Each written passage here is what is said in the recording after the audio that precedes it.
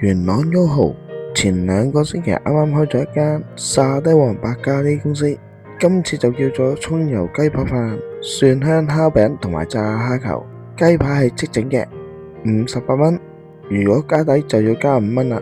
仲叫咗啲小食，揀咗蒜香烤餅同埋炸蝦球，有甜品俾你選擇，但係我就冇叫到啦。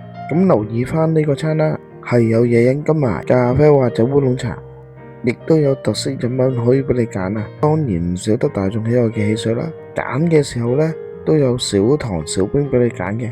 咁呢間沙爹王白咖喱公司呢，原來已經開咗5間分店噶啦。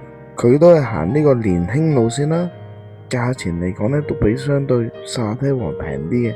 食品種類呢，就冇沙爹王咁多，但係呢，就集中喺呢個輕食嗰邊。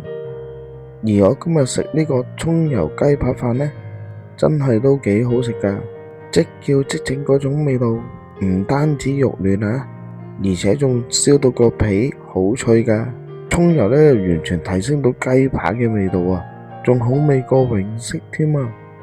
如果你中意白咖喱味嘅話呢，佢都有得揀白咖喱汁嘅雞扒。除咗雞扒之外呢，佢呢度亦都有豬扒可以選擇嘅。呢度個白咖喱汁啊，完全係承繼咗沙爹王啊，非常之好食啊！而追加嘅小食亦都唔差喎，白咖喱汁香蒜烤餅配合咗起嚟呢，完全係來自沙爹王嘅味道啊！炸蝦球都炸得非常之好食啊，但亦都有蝦味，可惜得5隻嗰隻。